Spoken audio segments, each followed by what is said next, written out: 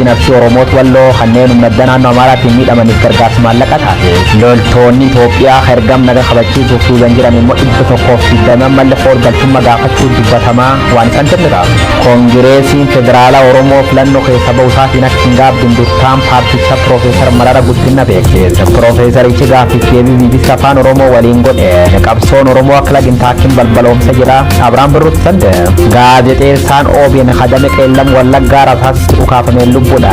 Gaazexeessa Siisay Fidaa gaazexeessitoota Itoophiyaa tabar 2021 keessa jeefaman keessa gaazexeessa TV Tigraay Daawwit Kabbadee taanee nama lammeessoo ta'uusaatti himamaa gabaabsina irra duba.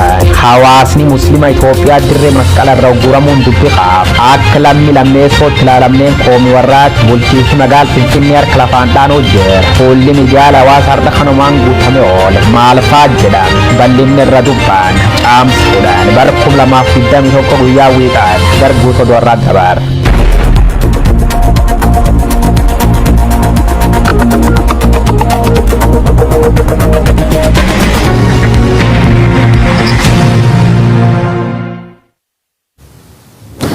Kutaawwan addunyaa Oromiyaa Miidiyaa Neetwoorkii dhaqqabu marattuu nageenyi keenya sana dhaqqabu daawwattoota Oromiyaa Miidiyaa Neetwoorkii ashama akkam jirtu duwwan sa'aatii kana abbaan dabareen Abiraan Birruutti isinitti himama. Finfinneetti qophiin iftaar kan Dababaayii Masqalaatti kurfaa'ee ture uggurameeti jira. Hawaasii fi hoogganoonni amantaa Islaamaa mootummaadhaan sagantaan kun ugguramee jechaa jiru. Musliimoonni biyyattii akka lammiilee lammaffaatti lakkaawamne jechuun komataa jiran. Kantiibaa itti aantuu magaalaa Finfinnee Aadde Adaanach Abeebee yaaddoo nageenyaarraa ka'uu sagantichi dhorkame jechuun dhiifama gaafatanii jiran. Isaan dhiifama gaafatanis garuu dubbiin falmisiisaa ta'ee tuufeeti jira. Guyyoo Waadiyoo yaadota gamaaf gamas jiran qindeessee jira.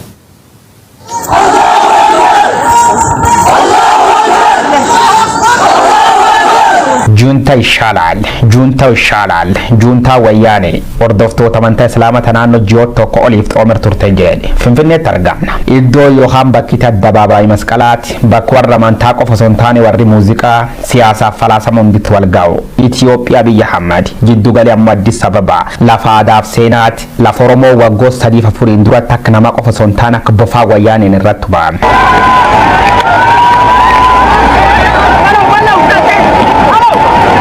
torbe dabre xalayaan tokko uummata islaama bakki tafaanii haa dhowwat fuul miidiyaa hawaasaa kan gubbaa gad ba'e. Xalayichi maqaan mana amantaa Ortodoksii irra barreeffamullee shirlee liftoota afaan aadaa amantaaf sirni tokko irra ta'uun isiinam wawwatamuuf iyyuu mirkaana. Hordoftooti amantaa musliima wanta kana mufachuun gungumoo eeggalan. Addabaabaa yoora Finfinnee yookaan dirree masqala jedhamuun beekamtu kana wal arguuf murteeffatan. Akka namooti heebbee kan jedhanii bulchiisi magaala Finfinnee hanga sa'aatii dhumaa laftan irratti islaamota akka simataniif eeggama ture jedhu. Jidduutti immoo wadhalatan. Uummati musliima dirree yoora Finfinnee irra dhowwame. Poolis konkolaataa waraanaatiif warri sibiil waraanaatiin gonofam lafgooti. Boombiin imimmaan sokaan tiirgaas illeen darba.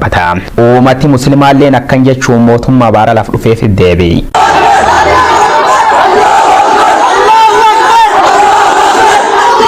Dubbiin dirree masqala tunam lafirra qabbanooftulle fuul miidiyaalee hawaasaa miidiyaalee dileetiif uummata keessa shakkii uumuun ajanda guddaa taatee jirti. Fuulli miidiyaalee hawaasaa maal jedhaan gaafi durewaan amantichaa Ustaas Ahmaddiin Jabaal Ustaas Kamiil Shamsuutiif Abiraayyaa Abba Maccaatiin itti keeyyaad sagantaan aftara biyyoota Dabaabaa irratti har'a qaban mootummaan baksanii gochuun dandeessan jechuusa qopheessitooti saganticha xalayaa armaan gadi argitaniiniif godhanii jiran.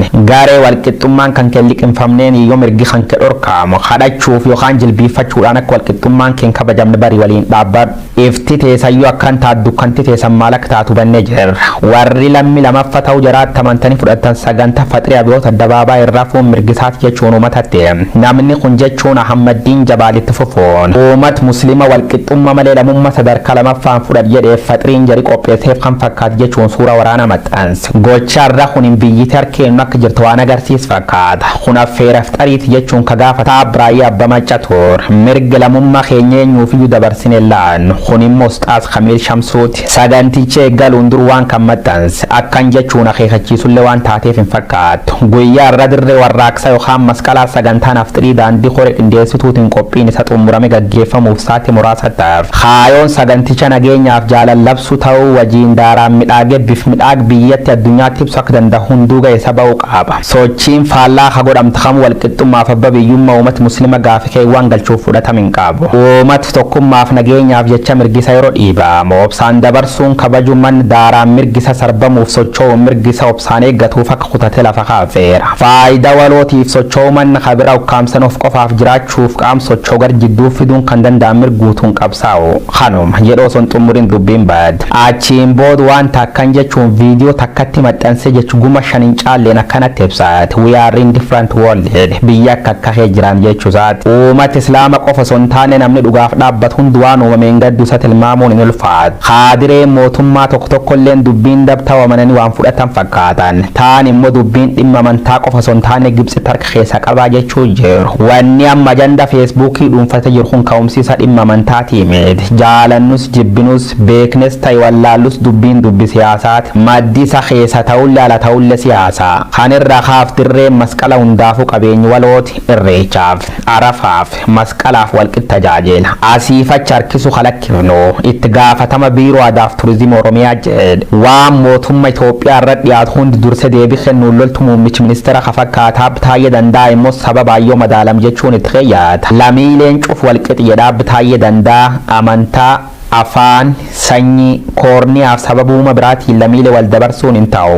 Garuu afxirii masaaraa tolfamdirree waan hafeef mirgi walqixxummaan sarbam jechuun ofuma jedhofuma murteessa. Itti fufa qaamni masaara eeyyammaaliif akka dirree dhowwin beennu sababaayyoo madaalawwanni tamartu hiikan kennu iccitiin jabaan jiraatuun isan oolu. Gabaabinna garuu kiyyoo diinaatiin al waan bira hin taane shakkeen diinoti keenya amantaaf sabaawwan nu nyaachisuun biyyu dhabsiisuuf yookaan maraammartoyyummaa nur tursuuf waan daangochaak jiran lammiileen qaroon hin dagaatu. Waan sun cuf cabsine tokkummaaf guddummaa Itoophiyaa mirkaneessuuf ammoo sababaan tarkaanfannuuti jedha. Bulchiinsi magaalaa Finfinnee immoo dafeefsi baase. Tokko sodaa nageenya lammeessoon immoo dirreen masqala ijaarsir waan jirtuuf dhowwinee jedhu. Akka falaasii yaadi mootummaan sababaaf dhiyeeffate siyaasaaf hin humtaa. Immoo falaasiin qaarifneegi jenne dirreen masqala ta mootummaan hiriirna filadhaa irratti tolfachaa oolu. Hawarri amantaa kiristaanaa dhiyoo tanallee masqala irra kabajata. Maqaa ijaarsaati musliim irra dhowwamuun bishaan hin kaaf. Adaanecha beebee dhiifamaa jechuu jirti. Deebii uummata islaama turre dhageen fuulli miidiyaa hawaasaalleen kan odeessuu jira.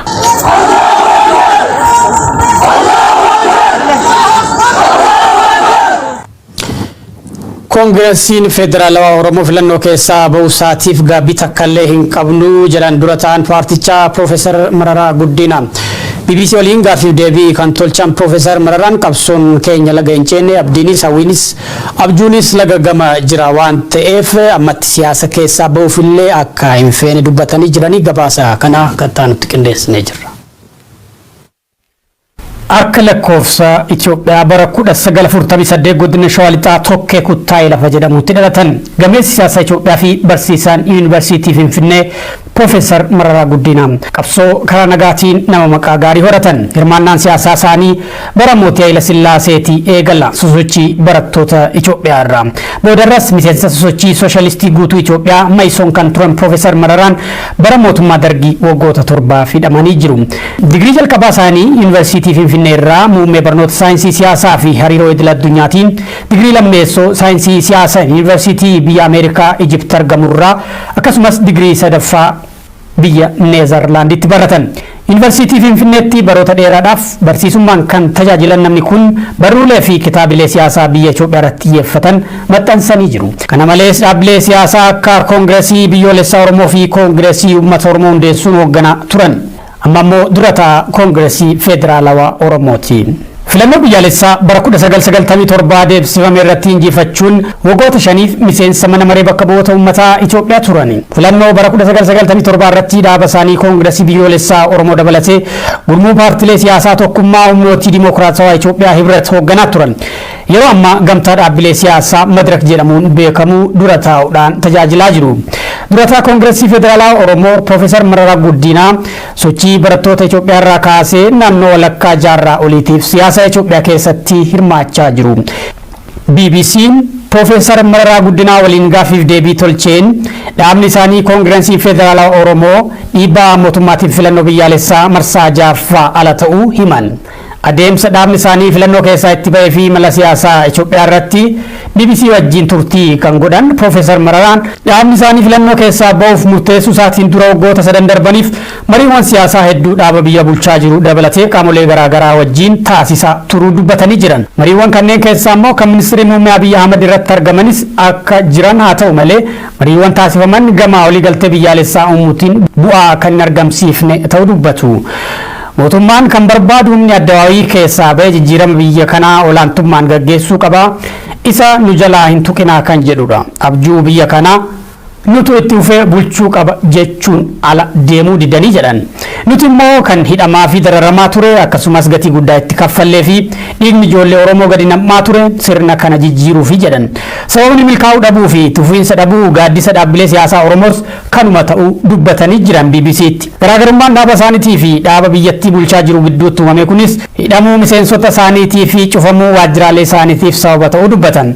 Wanti filannoof barbaachisu kan duriirra adda ta'ee fi fooyya'ee hin jiru kan jedhan Profeesar Mararaa Guddinaa filannoon nageenya fiduu akka qabu sirni dimookiraasii akka dhalatu gochuu akka qabu akkasumas bulchiinsi gaariin diriiree qalbiin uummataa gara dinagdee biyyaa guddisuutti akka deemu taasisuu akka qabu dubbatu. Filannoon biyyaalessaa marsaa 6ffaa dhimmoota 3 kanneen hanga finnetti filannoowwan kanaan duraarraa garaagarummaa hin qabaatu jedhan. Kanaaf murtee dhaabni isaanii filannoo bara kanaa ala ta'uuf murteessetti akka hin gaabbine dubbatan. Waggoota 3 dura bara addawaawii mana hidhaatti yeroo ba'an siyaasa keessaa ba'uuf yaadanii akka turan kan himan Profeesar Mararaan ammatti garuu siyaasa Itoophiyaa keessaa ba'uuf yaada akka hin qabne dubbatanii jiran. Qabsoon biyya kanaa karaa walakkaarra jira. Laga hin ceene iddoo itti walirraa baanu miti jedhan. Gaaffiif deebii BBC wajjin tolchan kanaan. Imalli qabsoo isaanii jaarraa walakkaa kan lakkoofsise namni siyaasaa gameessi kun qabsoon isaanii garuu laga osoo hin ce'in akka jiru dubbatu. Qabsaan qabsoo laga ceesisuu danda'u qaba. Qabsichi laga hin ceene abdiinis hawwiinis abjuunis laga gama jira. Kanaaf qabsoo itti fufnaa jedhan. ኢትዮጵያቲ አምባሳደር ዩናይትድ ስቴትስ ጌታ ፓሲ ፓትርያርኪ በተስካን ኦርቶዶክስ ተዋሕዶ ኢትዮጵያ አቡነ ማቲያስ ወሊን መሪያቹ ኤምባሲን ዩናይትድ ስቴትስ ከፊንፊኔ ጅሩ ኢብሴት ጅራም አምባሳደሪቲን ፓትርያርኪቻ መና ጅሬኛ ሼት ዋምቴ ወሊን ሀሰውዳ ኤምባሲች ከን ኢብሴ አምባሳደር ፓሲን ድሞታ ጋጋማ ነሞማ ትግራይ አከኑመሌ ያዶ ፓትርያርኪቺ ዱቢት በና ዱበተኒ ወልቀበቴ ቀባኒ ረትሌ መሪአኔ ጀዳን አምባሳደር ጌታ ፓሲን ፓትርያርኪቺ መሪ ዳብሌ አመንታ ፉልዱራ ኤምባሲchi qopheessuuf jiru irratti hirmaatanii yaada isaanii akka qoodan affeeraniiru jedha imbaasiin United States kan Finfinnee jiru. Abuna Maatiyaas torban darbe duguuggaan sanyii Tigraay irratti raawwatamaa jira jechuun isaanii ni yaadatama. Kun kanaan osoo jiru Bataskaan Ortodoksii Tawaahidoo Itoophiyaa ibsa ETV fi miidiyaalee Itoophiyaatiif kenniteeni hawaasawni paatriyaarkichaa yaada dhuunfaa isaaniiti kan Bataskaana keenyaa fi sinodoosii keenya bakka bu'u miti jedhan. Barreessaan sinodoosii Bataskaan Ortodoksii Tawaahidoo Itoophiyaa Abuna Yoosef haasawni suni beekamtii sinodoosii malee kan kennamee fi kan Bataskaanicha bakka hin buune jechuun ibsan. Atauti patriarkiin Bataskaan Ortodoksii Tawaahidoo Itoophiyaa Abuna Maatiyaas walitti qabaa sinodoosiiti. Waldaan gurmaa'isa qeerroo fi qarree godina Arsii aanaa Suudee Oromoota Walloo kanneen humnoota addaa naannoo Amaaraatiin da'oo fi qabeenya isaaniirraa buqqaaniif deeggarsa maallaqaa taasisee jira. Gargaarsi taasifames birrii Itoophiyaa 100 fi 50 ta'uu koreen qindeessituu deeggarsichaa OMN itti himee jira. Maamad Fantaallee koree qindeessituu wabeeffachuudhaan gabaasa ittaanu qindeesseetti jira. Waldaan gurmaa'insa qeerroo fi qarree godina Arsii aanaa Suudeetiin dhaabbate miseensotaa fi Oromoota biyyoota addunyaa garaagaraa keessa jiraatan irraa mallaqa walitti qabuun Oromoo Walloof gumaacha taasise. Waldaan kun Oromoo Walloo kan sababa weerara humnoota addaa naannoo Amaaraa fi Finxaaleyyootaan qe'ee fi qabeenya isaaniirraa buqqaaniif deeggarsa maallaqaa Itoophiyaa birrii 150 taasisuu koreen qindeessituu deeggarsichaa Oromiyaa Miidiyaa Neetworkitti himanii jiru. Qeerroo fi qarreen godina Arsii aanaa Suudee biyyoota addunyaa garaagaraa keessa jiraatan uummata keenya kan Walloo ka Finxaaleyyii Amaaraatiin qabeenya fi dahoo isaanirraa buqqaanii fi akkasuma gadadoo adda addaa keessa jiraniif gargaarsa maallaqa Itoophiyaa 150 gumaacheera. Deeggarsi kun kan jalqabaati malee kan xumuraati miti kan jedhan koreen qindeessituu deeggarsichaa gidduu kanneen Oromiyaa Miidiyaa Neetworkiif yaada laatan hanga weerarrii humnoota addaa naannoo Amaaraa fi Finxaaleyyii Amaaraa kan loojiistikii mootummaa naannichaatiin deeggaramuun Oromoota Walloo irratti baname dhaabbatu. Hanga Oromoonni Walloo dahoo qe'ee fi qabeenya isaanirraa buqqaan ona ofitti deebi'anitti kan itti fufu ta'uu beeksisanii jiru. Koreen qindeessituu deeggarsa kanaatis mallaqni walitti qabame karaa baankii daldala Itiyoophiyaatiin Oromoo Walloo akka dhaqqabes ibsanii jiru. Gargaarsi fakkaatan akkana marsaa lammaffaan dhiyootti Oromoo Wallootiif akka taasifamu sochiin jalqabamus kan eere koreen kun waldaalee fi koominiitiiwwan Oromoo biyyoota addunyaa irratti argaman cufti bakka jiranii Oromoota Walloo kan qe'ee fi qabeenyarraa buqqaafamuun gadadoo keessatti argamaniif deeggarsa barbaachisu gochuun dirqama Oromummaa akka bahan dhaamanii jiru. Magaalaa Adaamaatti kaardii filannoo fudhaa jechuun hawaasa dirqisiisaa akka jiran jiraattonni OMN itti himan. Bifuma wal fakkaatu magaalaa Wadaay keessattis kaadireen mootummaa fi poolisii namoota nagaa karaarra eeguudhaan kaardii filannoo gaafachaa jiraachuun himameetu jira. Naa'imaa Umar yaada maddeen garaagaraa qindeessiteerti.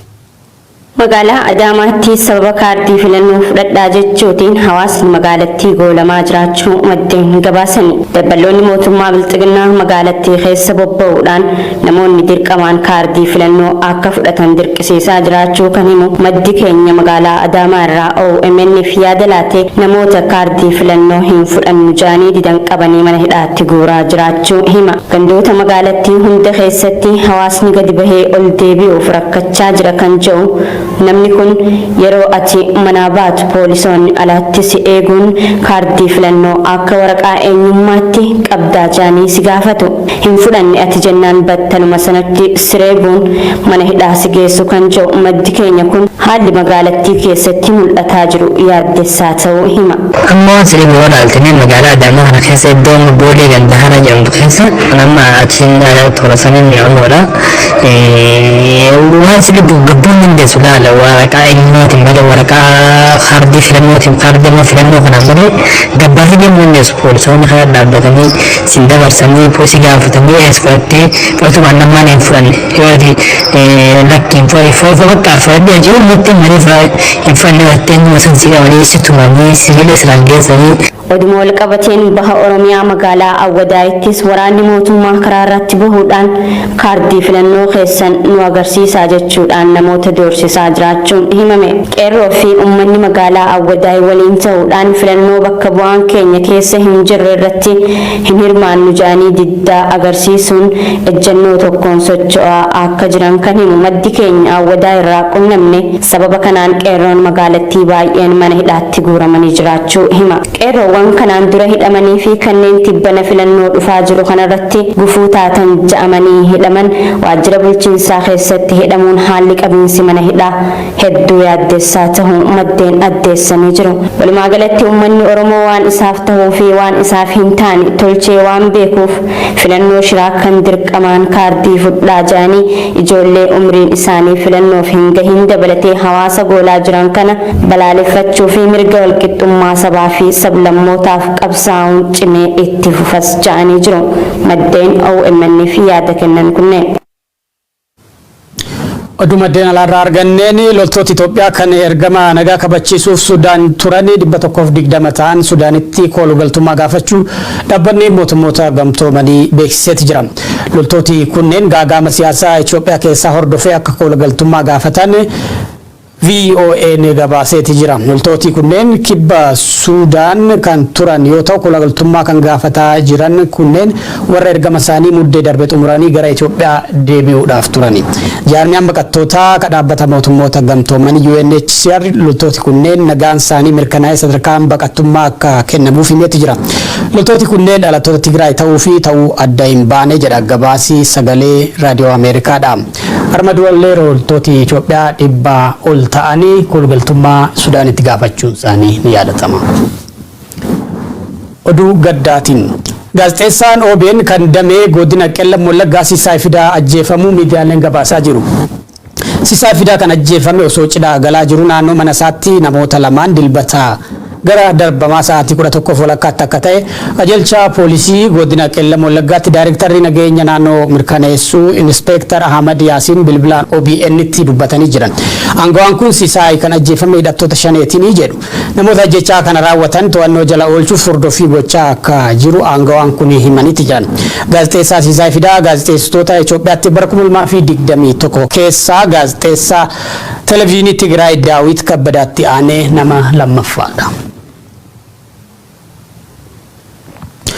OMN oduuwwan sa'aatii kanaaf qabannee goolabneeti jirra. Qophiileen keenya itti fufuu.